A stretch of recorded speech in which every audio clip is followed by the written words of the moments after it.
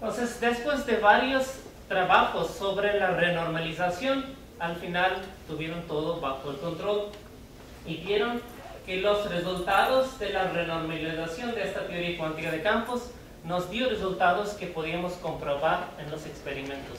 De hecho, en este momento, estas teorías cuánticas de campo, después de su renormalización, son las teorías que son más comprobadas en los experimentos. ¿Okay?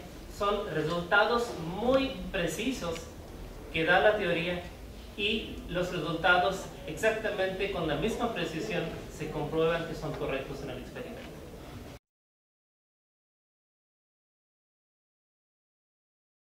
La mayoría de ustedes todavía no saben qué es una teoría cuántica de campos, qué es una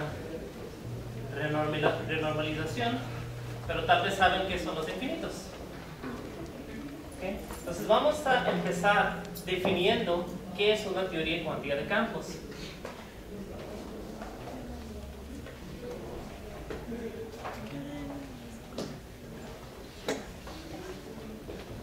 Aquí son los contenidos de mi plática. Vamos a empezar primero definiendo qué es una teoría cuántica de campos. Teoría cuántica de campos, desde ahora les puedo decir que es una teoría que explica las interacciones entre todas las partículas fundamentales. ¿Okay? Pero cuando primera vez se inventó esta teoría cuántica de campos por unos 20 años, cualquier cálculo para dar un resultado preciso nos daba resultado infinito. Entonces, estuvieron trabajando desde los 1925 más o menos hasta 1945, casi todos los científicos más inteligentes e importantes del mundo en este tema para ver por qué siempre encontraban los resultados infinitos. ¿Okay? Estos infinitos lo llamaron divergencias. Después salió un mecanismo dado por Bethe, Feynman, Dirac y otros nombres importantes, lo llamaron renormalización. Es básicamente, al principio se consideró que cuando salga el infinito, solo restan. Bueno, a los matemáticos no les gusta mucho, pero en términos de física, o a los físicos, muchas veces motivamos esos tipos de cosas basado en nuestras esperanzas físicas. ¿Okay? Bueno, pero uno puede restar infinitos de muchas maneras. Si encuentras un infinito, también puedes ver que infinito más 2 también es un infinito. Infinito más 20 también será un infinito. Entonces, ¿de qué manera tienes que restar un infinito para que el resultado que tú obtengas esté de acuerdo con el experimento? Porque la idea de hacer física es encontrar teorías que predicen lo que tú vas a hacer cuando haces experimentos. ¿Okay? Si tu teoría no puede predecir, realmente no es una buena teoría. Por ejemplo, la primera teoría de gravitación, ¿ustedes saben quién dio? Era Aristóteles. Decía que la Tierra era la mamá y todas las cosas sus hijos, y como todos los hijos se atraen por la mamá y todos caen en la tierra. Bueno, es una buena teoría y no se puede negar, pero realmente no predice nada. ¿Okay?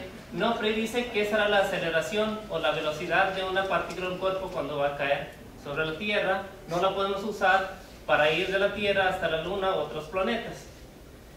Entonces, después de varios trabajos sobre la renormalización, al final tuvieron todo bajo el control y vieron que los resultados de la renormalización de esta teoría cuántica de campos nos dio resultados que podíamos comprobar en los experimentos. De hecho, en este momento, estas teorías cuánticas de campo, después de su renormalización, son las teorías que son más comprobadas en los experimentos. ¿Okay? Son resultados muy precisos que da la teoría y los resultados exactamente con la misma precisión se comprueban que son correctos en el experimento. No hay ninguna teoría mejor en la precisión en la física. Las personas que trabajaron más en este campo. De hecho, había unas 10, 15 personas, pero los que consiguieron premio Nobel en este trabajo de 1965 eran, ¿alguien sabe sus nombres? ¿No? Bueno. Eso es Richard Feynman. Sí. Richard Feynman, él es Julian Schwinger y él es Eiichiro Tomonaga. Julian Schwinger y Richard Feynman siempre se peleaban entre ellos. ¿Okay? Julian Schwinger era más matemático que un físico. Entonces, siempre buscaba los detalles matemáticos en las teorías y no le gustaba pensar mucho en términos de física. Pero Feynman era al revés. ¿Okay? Él siempre decía que matemática es muy importante, pero tenemos que tener de todos los problemas físicos una imagen en nuestra mente sin siempre pensar en los números y en los símbolos. Entonces casi nunca estaban de acuerdo. Pero trabajaron en el mismo tema, llegaron a los mismos resultados, pero él de manera completamente matemática y él de manera completamente física. Y él algo intermedio. Al principio, restar los infinitos no le gustaba a nadie. De hecho, a Feynman tampoco. Si van a estudiar un día teoría cuántica de campos, van a saber que eso de cierta manera nos dice que algunas teorías, por ejemplo el electromagnetismo, se convierte en unas escalas que no nos interesan en este momento a una teoría trivial en donde no hay una interacción. Entonces Feynman dijo que aunque he hecho el trabajo y ya todo está bien, hasta tiene el premio Nobel, pero creo que hay algo mal en la teoría de la normalización. Solo después de varios años ya entendió que no había nada mal. Y había otros científicos que se llamaban Dirac, Paul Dirac. Él decía también lo mismo, él también participó en este programa y dijo que cuando yo hago matemáticas, no sé si alguien de ustedes hace teoría de perturbaciones. Teoría de perturbaciones uno hace que hay un número que es muy chiquito, hay algunos... Entonces cuando un número es muy chiquito, su potencia es más chiquita que el número mismo. ¿Sí? 0.01 es un número chiquito, 0.01 cuadrado es mucho más pequeño que 0.01. Entonces uno puede hacer una teoría de perturbación en donde cada término tiene una potencia más grande que el término anterior. Entonces, si tú quieres llegar a un resultado preciso, depende de hasta dónde quieres llegar. Y todos los términos después, porque son muy chiquitos, los desprecias. Entonces, Dirac decía que en toda mi vida lo he hecho esto. Y cuando los términos son muy pequeños, los puedo despreciar. Pero es la primera vez que desprecio los términos infinitos. Y eso no vale. Pero yo no sé por qué lo tengo que hacer. Hoy vamos a ver si podemos aprender un poquito de eso. Me imagino que ustedes saben por lo menos algo de mecánica clásica. Mecánica clásica son las leyes de Newton. ¿Okay? Estas leyes son clásicas y son determinísticas. Uno sabe que toda esta mecánica básicamente está basada en una ecuación en donde dice que la fuerza es proporcional a la masa y la aceleración. Entonces, si una partícula o un cuerpo es más masivo, para moverlo o acelerarlo a la misma cantidad, tú tienes que aplicar más fuerza. Esta es básicamente mecánica clásica. Son unas ecuaciones diferenciales. Si tú sabes en condiciones iniciales, los puedes resolver y sabes exactamente qué es lo que va a pasar con cualquier partícula en el futuro. Y para esta ecuación, el mundo se puede considerar como un problema de varios cuerpos. Si tú sabes condiciones iniciales, y si puedes resolver dados los potenciales entre todos, tú puedes saber todo lo que va a pasar. Pero esta mecánica clásica funciona solamente cuando los cuerpos son grandes. ¿Qué pasa? De hecho, para mi español, yo dije a mi esposa si podía checar que todo el español estaba bien en la presentación. Y ella me preguntó, ¿y esto qué tiene que ver con mecánica cuántica? Bueno, ¿ustedes saben qué tiene que ver eso con mecánica cuántica? Es el gato de Schrödinger. De verdad es el gato de Schrödinger. Y es la mano de Schrödinger.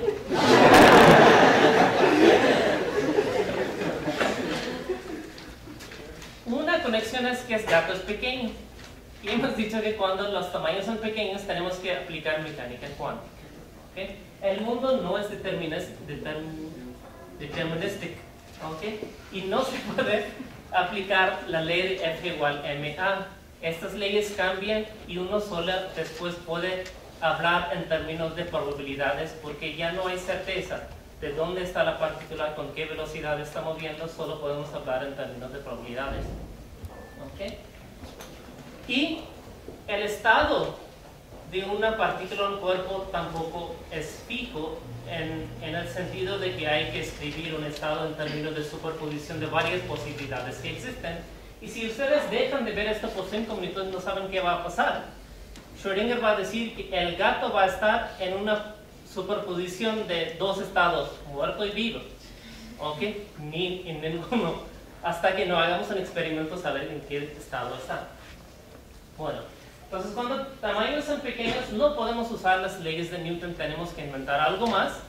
Y este algo más se llama mecánica cuántica. También sabemos que en la mecánica clásica de Newton, eso no es gato, es Einstein. Y también sabemos que las partículas que obedecen la mecánica clásica de Newton no pueden tener velocidades grandes porque ya esa mecánica no se satisface. Y uno tiene que usar las expresiones de relatividad especial. Y estas reglas ya cambian. Ahora puede surgir una situación en donde las dimensiones o las partículas o los cuerpos son muy pequeños y también están moviendo con velocidades grandes. ¿Okay? En este caso, ni esto funciona ni esto funciona. Tenemos que inventar algo más. ¿Okay? Y este algo más es lo que se llama teoría cuántica de campos. Al principio uno lo decía mecánica cuántica relativista, pero mecánica cuántica relativista tal cual como se inventó al principio no funcionaba.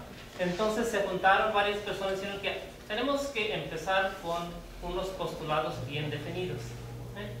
Y de ahí empezar, y nació teoría cuántica de campos, que en su formalismo es bastante diferente en comparación con mecánica cuántica relativista. ¿Okay? Entonces, en teoría de cuántica de campos vamos a estar hablando de partículas pequeñas que mueven muy rápido. ¿Okay? De hecho, también pueden ser los electrones en un átomo de hidrógeno. Son pequeños y de hecho, ¿saben con qué velocidad mueven? Más o menos. En comparación con la velocidad de luz. Bueno, tampoco sé que no hay problema. Creo que es 100 veces menos que la velocidad de luz. Pero todavía, eso depende, ¿no? 100 veces menos que la velocidad de luz, uno puede decir que es una velocidad de hecho muy pequeña. Otro puede decir que una velocidad muy grande. Pero eso depende de los experimentos. Porque sabemos que cada vez podemos ir a un laboratorio, podemos conseguir nuevos equipos, especialmente si tenemos proyectos de PROMET. Y cuando tenemos nuevos equipos más refinados, podemos aumentar la precisión de nuestros experimentos. Y si aumentamos la precisión del experimento, ¿qué va a pasar? Vamos a saber un resultado con más exactitud.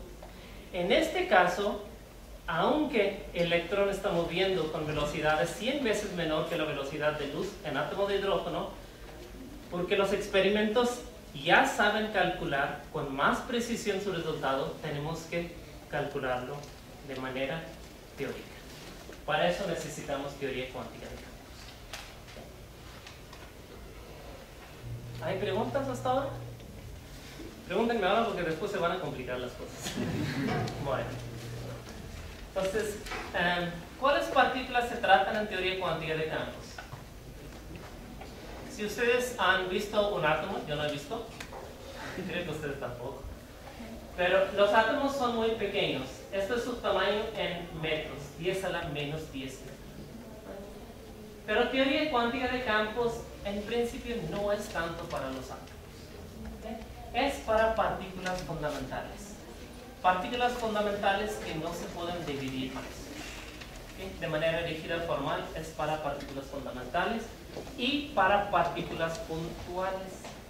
Alguien que hace gravitación tal vez no estará de acuerdo conmigo, pero hasta ahora sabemos que las partículas que encontramos en experimentos, si son fundamentales, también son puntuales.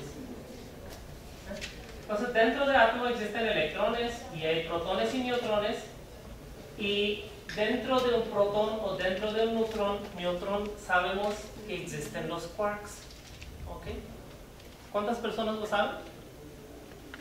¿Solo yo? Bueno, por lo menos hay una más. O dos. Y hoy, sabemos el día de hoy, cómo se ve un átomo. El átomo se ve aquí. Hay un núcleo en el centro, y en el núcleo hay protones y neutrones, y cada uno de estos tiene 3 quarks, que son partículas mucho más pequeñas que los protones o neutrones. Existen. Si vemos más de cerca dentro de un protón y neutrón, dentro del protón vemos que hay hay 3 quarks, pero hay 2 tipos distintos. Uno que lo deletreamos U y otro D. Entonces son 2 distintos tipos de quarks. ¿Por qué son distintos? De hecho no tienen que saber en este momento. Pero con los átomos construimos las moléculas, y de hecho con las moléculas, cuerpos grandes y todo lo que vemos podemos construir en principio con estas partículas. Los quarks up, los quarks down y los electrones.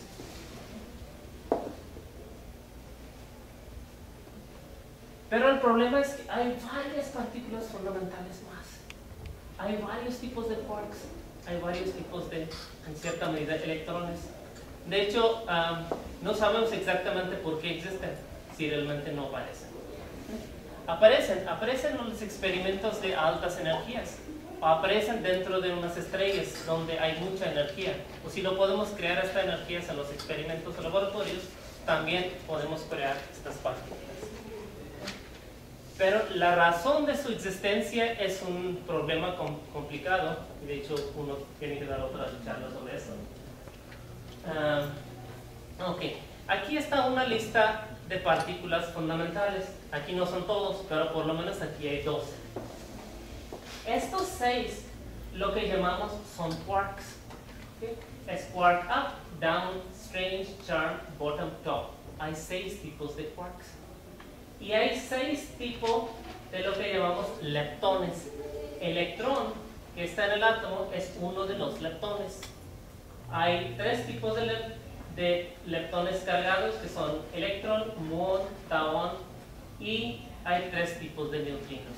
Y estos también son leptones. Hay 6 leptones. Ahorita voy a llamar por qué los llamamos leptones y por qué llamamos a otras partículas los quarks. Pero todos tienen un momento angular intrínseco. Giran alrededor de un eje que pasa dentro de eso, ¿no? Y por eso los llamamos fermiones. ¿Okay? Entonces todos son fermiones. Estos 6 son los quarks y estos 6 son leptones. Son 12. ¿Okay? Aparte de eso, hay más. Ahorita vamos a ver que para cada partícula hay una antipartícula, ¿okay? Que cuando se juntan se destruyen mutuamente. Bueno, las esposas no son antipartículas de esposas. Porque me han preguntado en una escuela.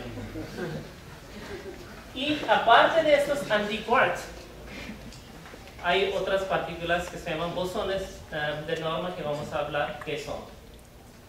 Solo estos 2 quarks aparecen en los protones y neutrones.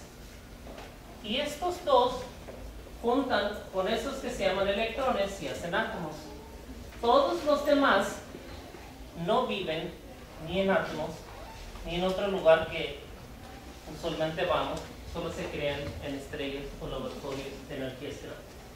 Como yo estoy diciendo que quarks, leptones, sus antipartículas y bosones de norma, que ahorita voy a hablar qué son, forman el conjunto de partículas fundamentales. ¿Okay? Estos todos se llaman fermiones. Vamos a ver a dónde voy, ¿no? Y estas partículas interactúan entre ellos. Por ejemplo, creo que ustedes todos han visto o han sabido algo de electromagnetismo, o si han recibido choques eléctricos. Espero que no. Electrones y protones son partículas cargadas e interactúan entre ellos a través de fuerza de Coulomb. ¿Okay? Y eso da interacción dentro del átomo o entre diferentes átomos. Eso se llama electromagnetismo. Estoy hablando de ahora interacciones fundamentales entre las partículas fundamentales. Y hay otros tipos de fuerza. Sabemos que los núcleos son muy estables, no se desintegran fácilmente. Entonces debe de existir una fuerza muy fuerte dentro de las partículas que viven en los núcleos que los mantiene juntos. Y esta fuerza se llama cromodinámica cuántica, o en términos anteriores, interacciones fuertes entre protón, protón o protones y neutrones. En principio es una interacción entre los quarks adentro del protón. ¿Okay? Este rango muy pequeño, fuerza eléctrica uno puede sentir desde lejos, pero las fuerzas fuertes no, hay que estar dentro del núcleo para sentir. A menos que es una bomba.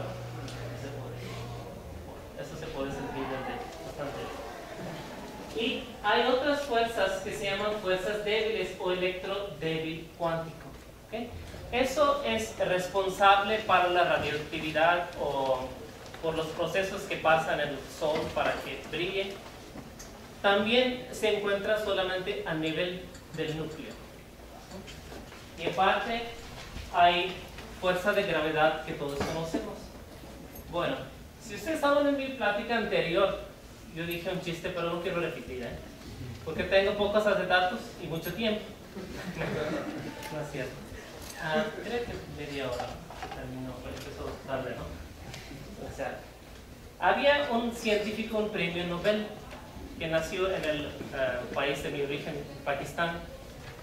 Ahí no había escuelas muy avanzadas, y él, cuando ganó su premio Nobel, en su seminario que dio allá para la recepción, dijo que cuando él fue a la escuela, la primera introducción de las fuerzas fue así. Su maestro vino en la clase y dijo que existen pues 3 tipos de fuerzas.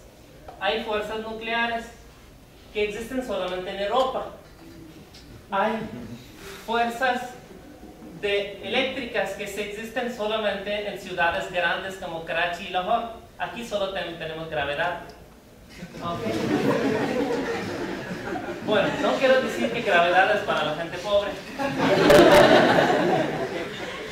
Pero esa fue su introducción, y de hecho él estudió, y por trabajo de él y varios de sus colegas ya sabemos que muy probablemente estas diferentes fuerzas que se representan, cada uno de ellos, por la parte de gravedad que todavía no se sabe, por una teoría cuántica de campos, realmente pueden ser diferentes facetas de la misma fuerza, y eso es lo que se llama la teoría de gran unificación.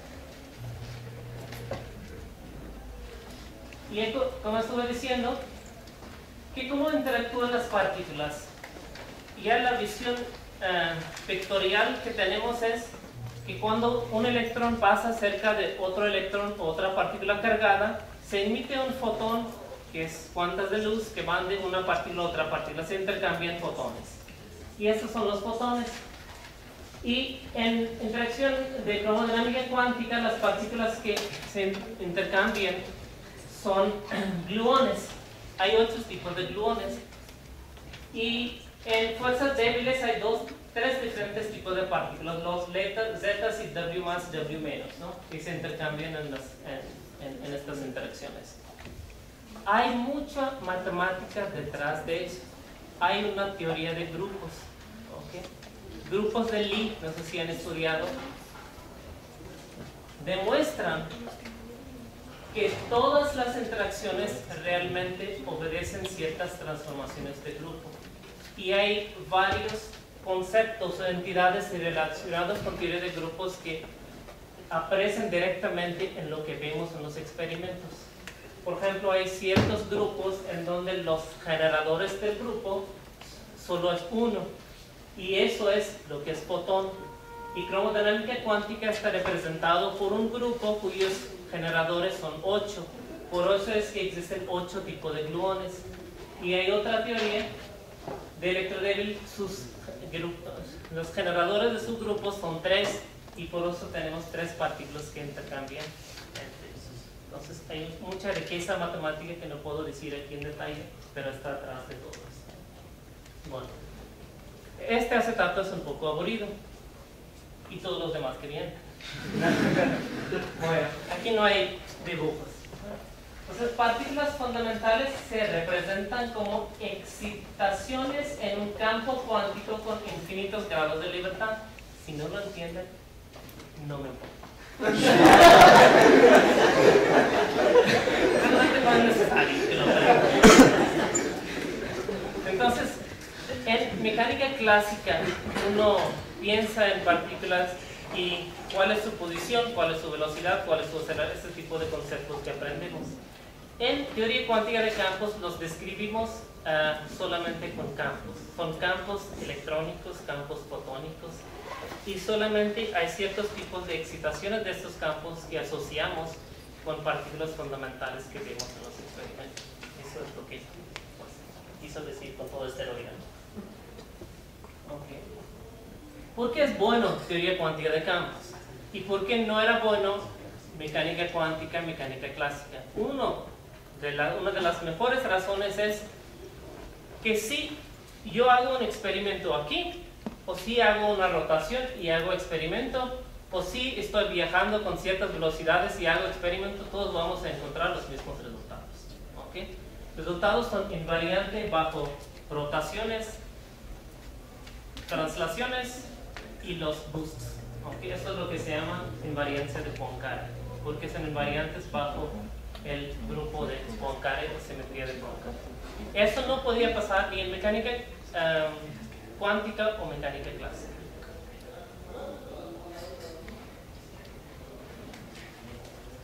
También en teoría cuántica de campos no es necesario tener la conservación del número de partículas, y eso no podíamos lograr en mecánica clásica de Newton o mecánica cuántica de Schrödinger. Y porque sabemos por el principio de Heisenberg que en el vacío todo el tiempo se pueden crear las partículas y se pueden aniquilar. No los vemos, son muy chiquitos y se crean por tiempos muy poquitos. Tan poquitos que solamente que obedecen la relación de incertidumbre de Heisenberg. ¿Okay? Y necesitamos esto porque eso es realmente que se refleja en resultados precisos de los experimentos, y eso es que nos da divergencias. Entonces necesitamos una teoría, un formulismo que nos puede dejar que empecemos con un sistema de una partícula y terminemos con 6 partículas, y la teoría lo puede decir. Mecánica cuántica o mecánica clásica no lo puede hacer. Bueno, otra es que causalidad está incorporada automáticamente. Primero es causa y después el efecto del causa. Y eso, en mecánica cuántica tampoco, si hacen algunos cálculos pueden ver que no está presente automáticamente. Para eso se necesita una teoría formal, teoría cuántica de campos.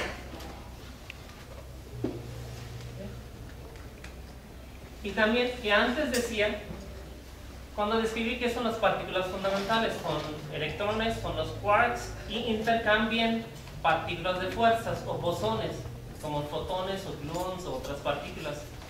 Pero en esta visión de ver las cosas, las partículas de materia son distintas, que intercambian las partículas bosónicas que son distintas.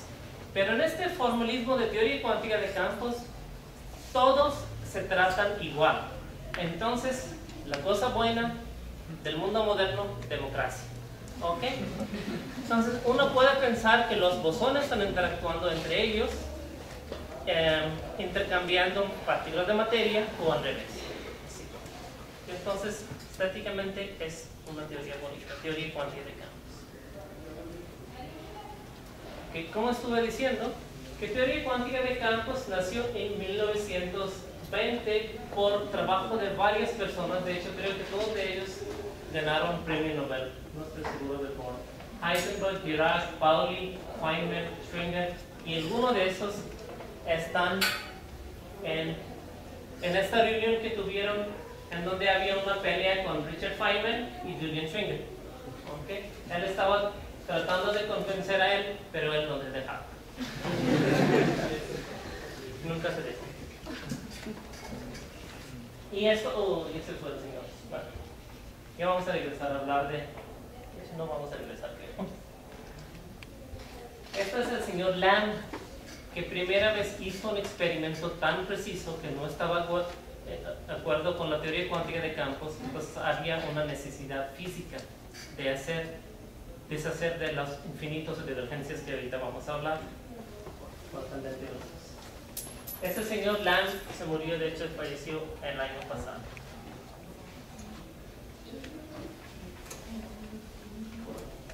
Al principio, cuando se dio la teoría cuántica de campos, por siguientes 20 años, todas las predicciones se vieron experimentalmente perfectas. En electrodinámica cuántica, la única teoría que existía en 1920, todos los experimentos estaban de acuerdo con los resultados, con las predicciones teóricas de teoría cuántica de campos. Pero había problemas. Hay problemas teóricos.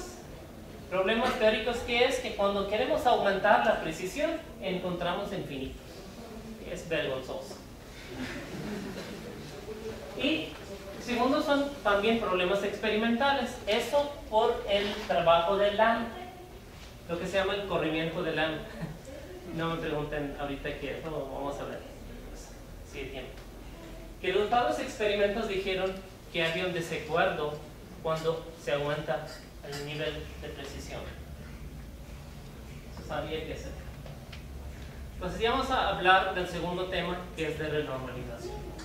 Entonces, ¿de dónde surgen estos infinitos y cómo lo podemos controlar? Hay también un trabajo de Dirac. ¿Alguien conoce quién era Dirac?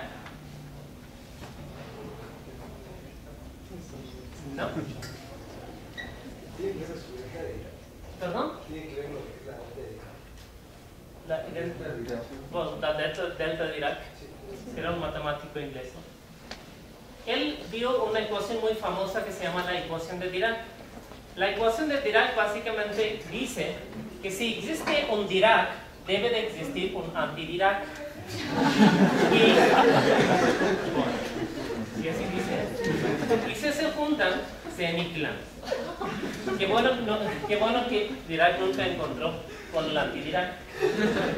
Se murió antes de hacer eso. De hecho, él dio una ecuación que se llama ecuación de Dirac, y él predice esta ecuación que si existe una partícula, debe de existir una antipartícula. Pero como los buenos físicos de tiempos pasados, por 2 o 3 años, cuando no se descubrió el antipartícula del electrón, Dirac dijo que estoy embarazado, apenado, y quiero retirar mi ecuación porque no funciona, porque no existen antipartículas. Después de 2 años más, se descubrió la antipartícula del electrón. Y alguien preguntó a Dirac, y Dirac dijo que no sabía que mi ecuación era más inteligente que yo. Bueno, él dice que las matemáticas son la herramienta adecuada especialmente para tratar con los conceptos abstractos de cualquier tipo, y no hay límite a su poder en este campo de física. Hacemos uso de tanto matemática que de hecho algunas personas piensan que es matemática y no es física. Pero al mismo tiempo dijo que de todos modos las matemáticas son solo una herramienta y se debe aprender, esto solo en el campo de física, no.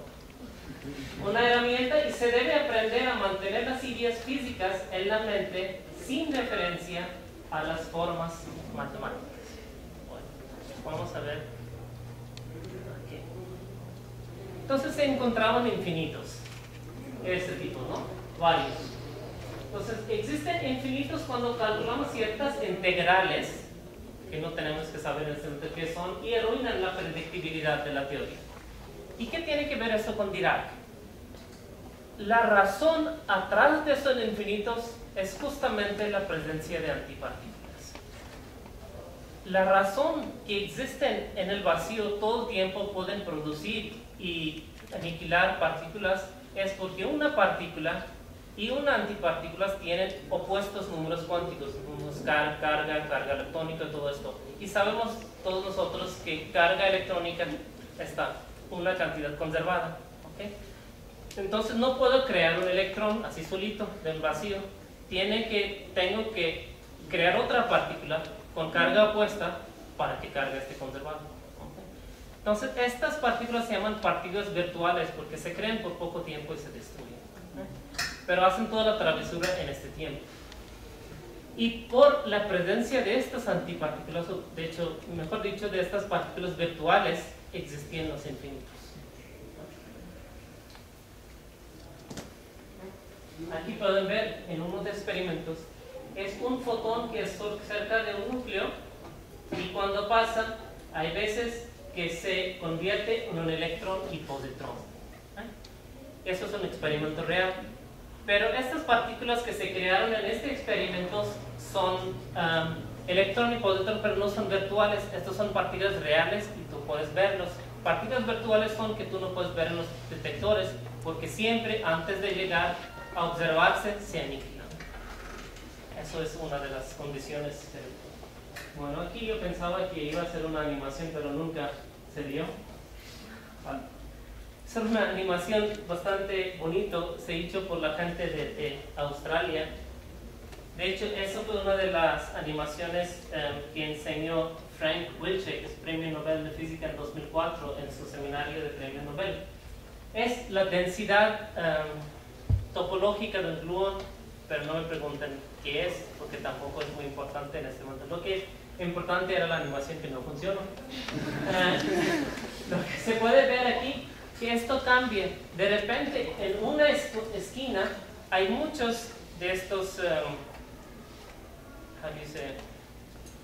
de esta masa azul, todo está en una esquina o aparece en otra, o desaparece aquí, aparece otro lado.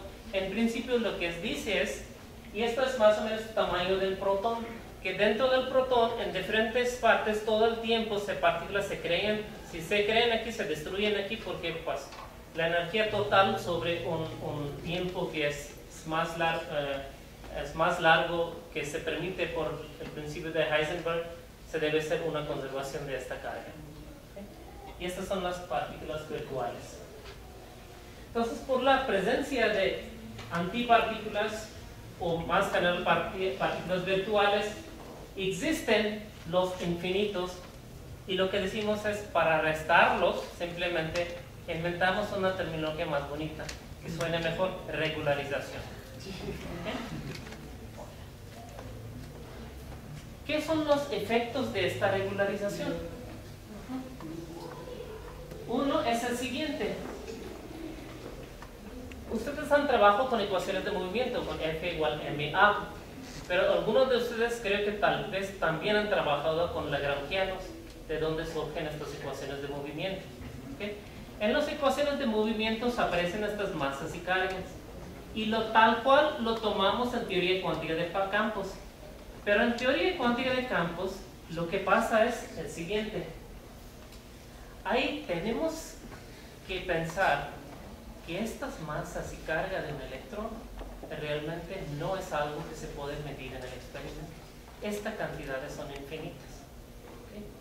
Solamente lo que vemos en el experimento es el output físico, pero no tiene nada que ver con las ecuaciones iniciales del movimiento.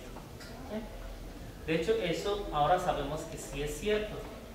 Lo que pasa es que imaginen que es un electrón. De hecho, no lo podrían imaginar porque es una partícula con carga positiva. Pero podemos pensar que es un positrón. Y queremos ver qué es su carga. Pero por la presencia de partículas virtuales, una partícula real, todo alrededor tiene partículas virtuales. Y las partículas con cargas opuestas siempre se juntan más cerca de una partícula. ¿Okay? Y esconden su carga original. Nosotros cuando decimos ¿qué es un carga de un electrón? ¿Alguien recuerda? Carga de un electrón. 1.9 por 10 a la 19. Sí, muy bien. ¿Y en unidades naturales? ¿Alguien lo sabe? Es un tercio. Bueno, es más fácil de hablar así, pero sí es 10 a la menos 19 coulomb, ¿no? Muy bien. Entonces, cuando vemos desde lejos un electrón, decimos que su carga es un tercio o el número que el estudiante dijo, ¿no? Y bueno, pero hasta ahora los experimentos que hacemos no lo podemos ver de muy cerca. Si lo hubiéramos podido ver de muy cerca, la carga del electrón será infinita. ¿Sí? Y también su masa. Eso es el efecto que vamos a ver después, que se compruebe en el experimento. Bueno, las cantidades físicas son finitas, eso sabemos, porque eso es lo que medimos en los experimentos, y dependen de la escala de momento en que las medimos y no dependen del parámetro de regularización. ¿Qué significa todo esto? Vamos a explicar con ejemplo matemático. Lo que quiere decir es que cuando quiero ver un electrón de muy cerca, donde está alrededor hay muchísimas partículas, tengo que mandar mi probe o otra partícula para ver dónde está, con unas velocidades grandes para que pueda penetrar hasta lejos y puede llegar hasta el electrón. ¿Ok? Entonces, si no mando con una velocidad grande, nunca va a llegar muy cerca del electrón. Y me va a traer la información de su carga que lo veo desde lejos. Mientras lo mando con más velocidad, va a llegar más cerca del electrón y me va a decir otra carga. ¿Ok?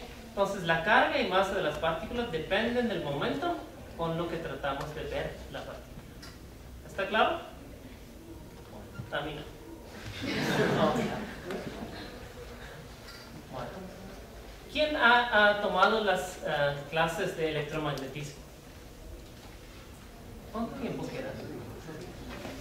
Empezamos tarde, ¿no? ¿Unos 15 minutos? 20. ¿20? 20. Tú eres mi vida.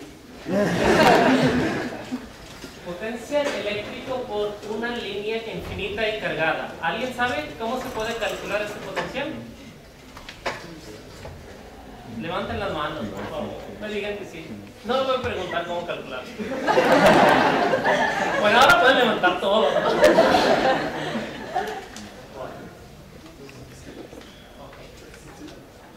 Para calcular eso, lo que yo voy a hacer desde ya no lo guardo, ¿cómo lo voy a hacer? Si eso es algo infinito, de hecho no es infinito, ¿verdad? Pero pueden imaginar que no termina, ¿no? Esto es una línea infinita y tiene cierta carga. Entonces, es solo una línea, aunque lo puse un poco grandote y tiene varias dimensiones, ¿no? Entonces, voy a tomar un pedacito de esta línea y voy a calcular qué es el potencial aquí. Voy a tomar de aquí, aquí, aquí y después sumo todo. Entonces voy a calcular qué es el potencial ahí en este punto P. Para hacer, entonces hay que hacer una suma grandota, y porque es una línea continua, mejor dicho, voy a tener que hacer una integración. Entonces, si alguien sabe la ley de Coulomb, ley de Gauss, uno puede calcular que este potencial está dado justamente por 1 entre R es el potencial eléctrico, ¿no? ¿Sí está bien?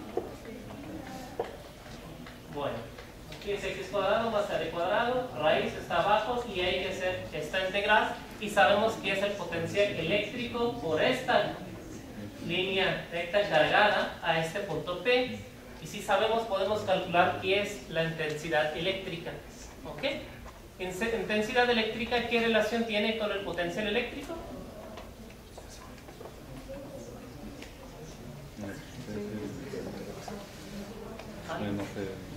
Es la derivada del potencial con respecto a la distancia. Ok. Ahora, uno puede tratar de mirar esta integración. ¿Alguien puede saber, sin hacer la integración, qué puede ser la respuesta de eso? Uno puede imaginar una cosa. Aquí X y R son unidades de distancia. ¿Okay? Y esta integración va de menos infinito a más infinito. Y el integrando no tiene dimensión, porque dimensiones de dx se cancelan con dimensiones de raíz de x cuadrado. ¿Okay? Entonces, el resultado no debe de tener dimensiones. Y si no debe de tener dimensiones, ¿cómo puede depender de R, que también es una distancia? ¿Okay? ¿Está claro? Es un problema matemático, pero creo que es bastante sencillo, ¿no? Entonces, cualquier función sin dimensiones aquí, entonces, en la parte de infinitos y de normalización hay matemática bonita, ¿no? Pero es una versión muy simple de lo que voy a decir, en donde usamos matemática. Esta función que no trae dimensiones puede ser tres posibilidades. Que es un constante, un número 2, 3, 4, 1.5. Nada más. O es un resultado infinito. O, como pensamos los físicos, que va a depender de una dimensión de distancia, de esta manera que R entre L no tiene ninguna dependencia, pero este L tiene algo que ver con el problema físico que estamos resolviendo. Si estamos resolviendo un problema en una caja de una dimensión, entonces tal vez este L va a ser la longitud de esta caja, o cualquier otro problema relevante. Ahora, ¿qué es el resultado de este potencial? De hecho, si tienen gap, lo pueden resolver. ¿Okay? Con matemática o lo que sea, ¿no?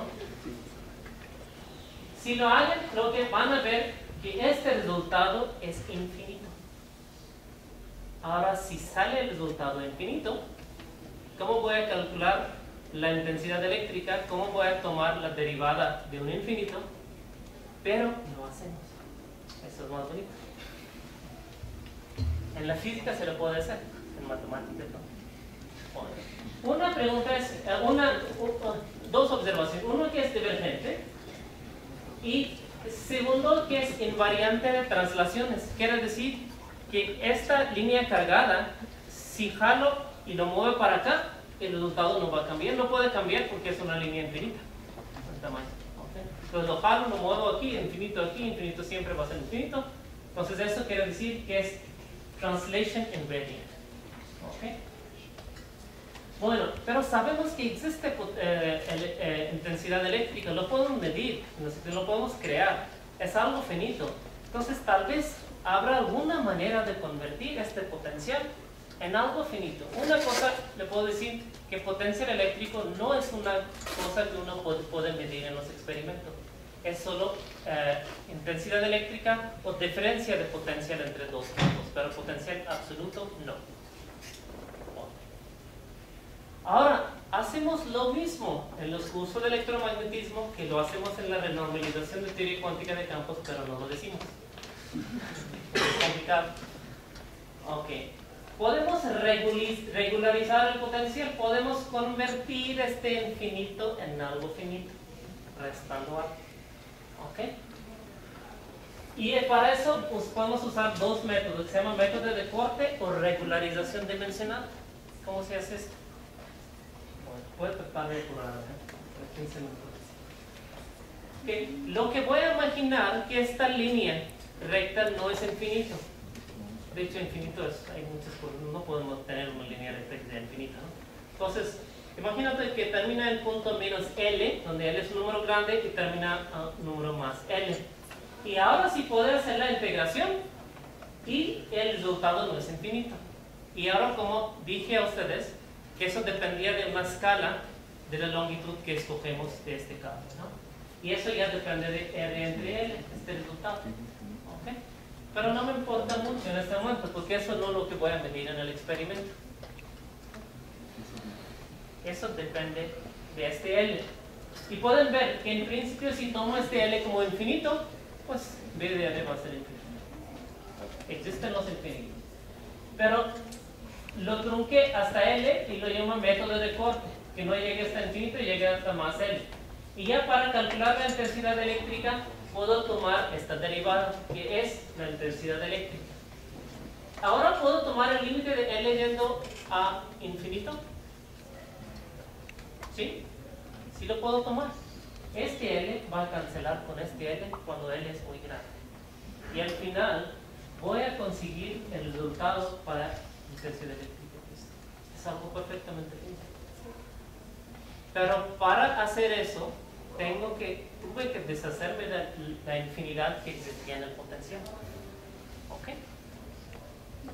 El resultado final que se podía medir en el experimento es observable. también las diferencias entre dos potenciales. Si lo hago en el mismo límite, ya puedo tomar el límite de L yendo a infinito, y esto es el resultado, y es exactamente el resultado de la diferencia de potencial entre dos puntos por una carga infinita.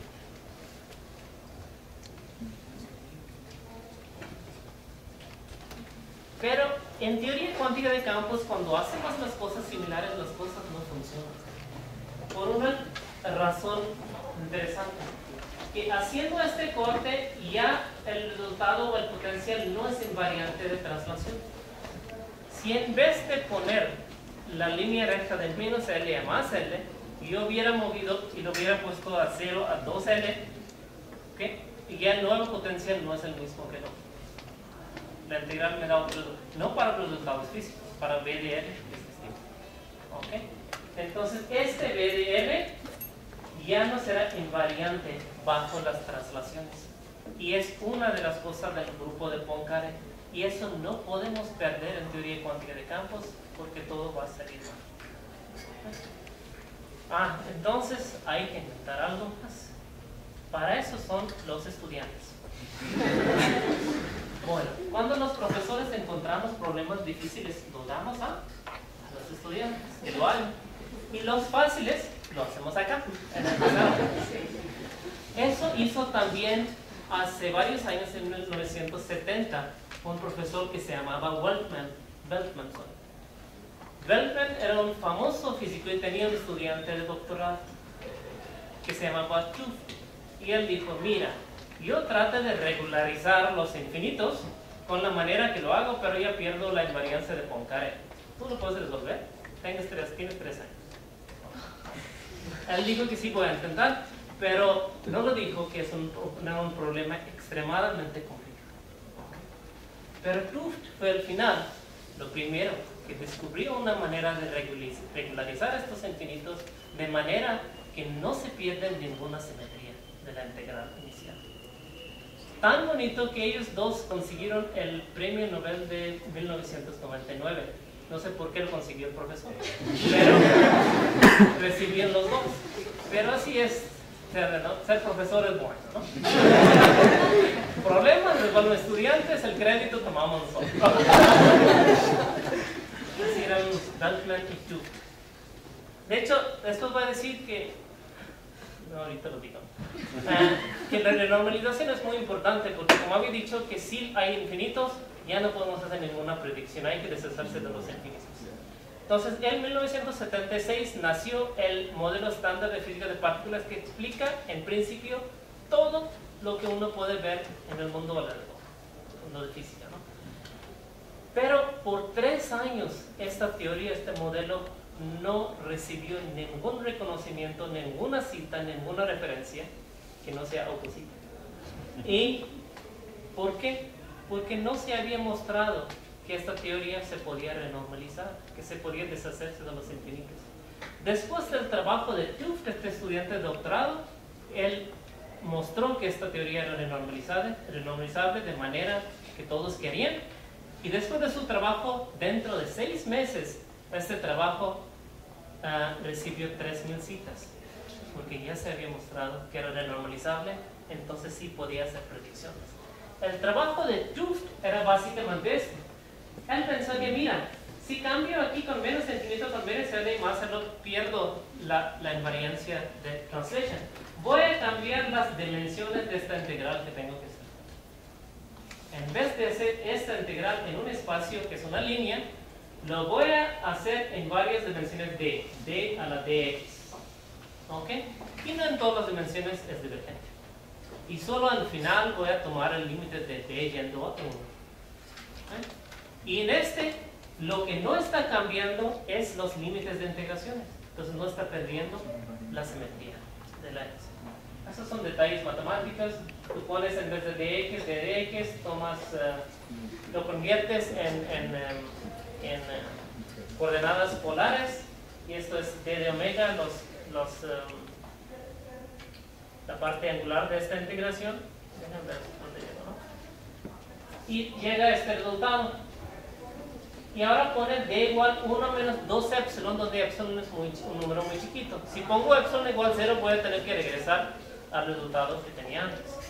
Pero solo pone y lo expande en potencial de epsilon. Y esto es el resultado para el potencial que uno consigue, donde es una gamma function, no sé si se llama Euler gamma function o qué es, pero función de gamma, ¿no? Y es gamma cuando epsilon es 0, es una cantidad infinita. ¿Okay?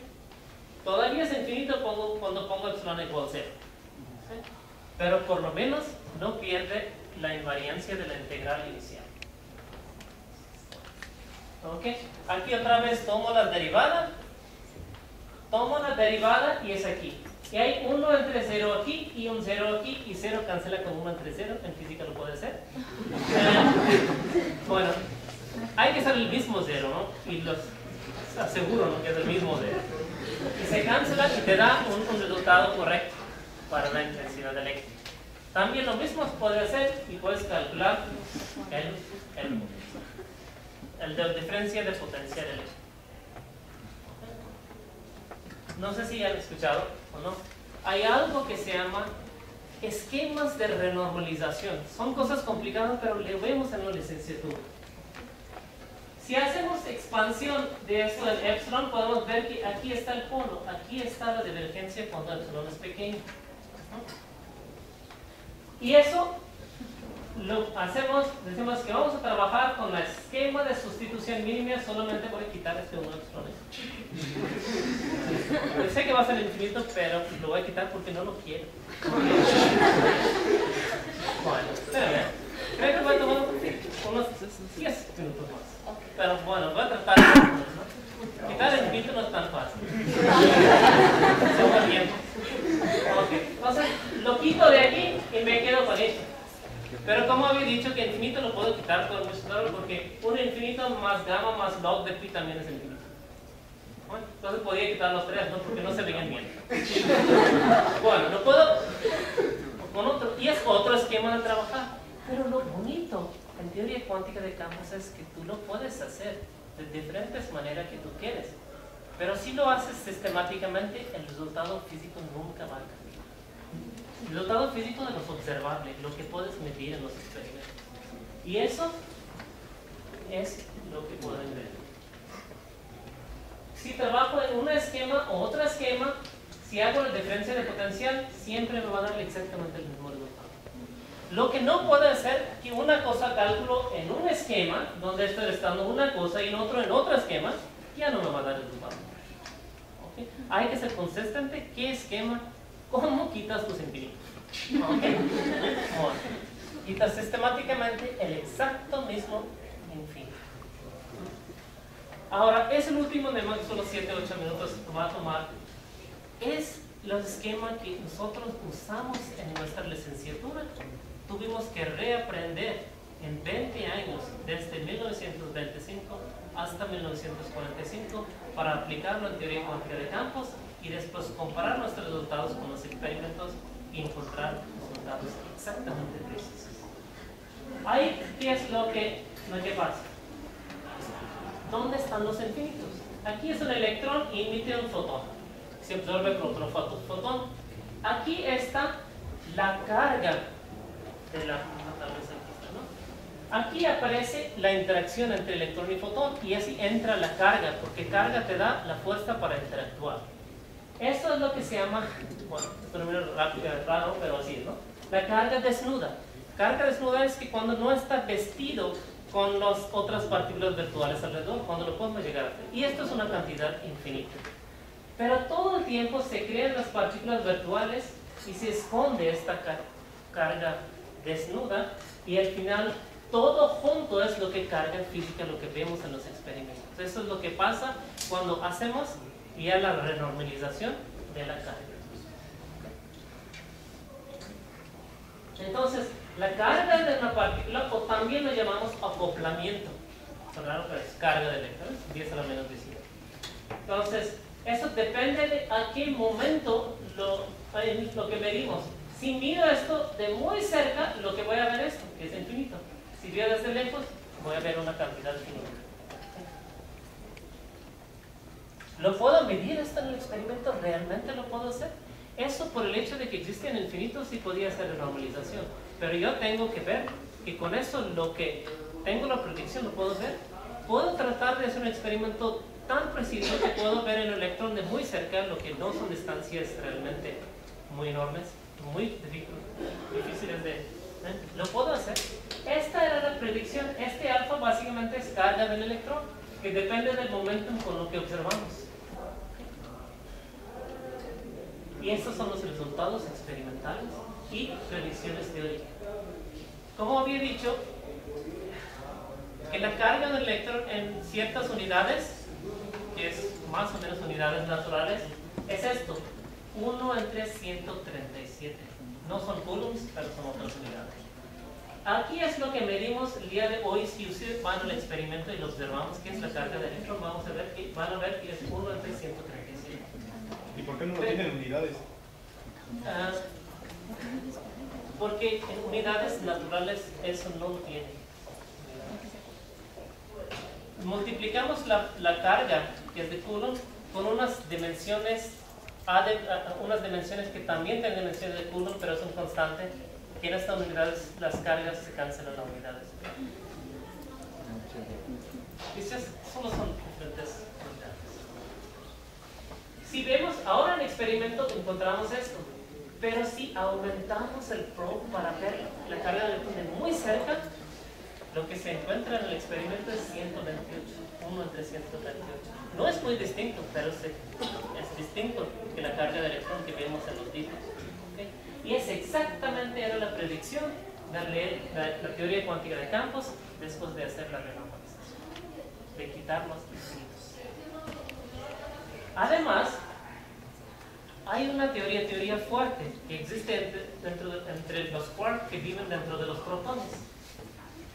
El trabajo, cómo cambia la carga fuerte de estas cargas, de estos quarks, se estudió por estas 3 personas que ganaron el premio Nobel de 2004 sobre su trabajo de cómo es que la carga de estas 2 partículas que son los quarks cambia cuando la distancia entre ellos cambia. Y ellos descubrieron una cosa que es rarísima. Lo que descubrieron es, mira, cuando digo que el momento es grande, los momentum quiere decir las distancias son pequeñas, porque con momentum grande puedo llegar muy cerca de la partícula. Que cuando la distancia entre las partículas decrece, cuando están muy juntas, y ya no interactúan entre ellas. Eso es justo al revés de lo que vemos en la electrodinámica cuántica. Cuando el electrón y el protón muy cerca, crece la interacción entre ellos. Pero entre los quarks, mientras más cerca son, ya no hay interacción entre ellos. Ya va esta interacción así. Y ese efecto se midió. Exactamente obedece la misma ecuación que vieron estos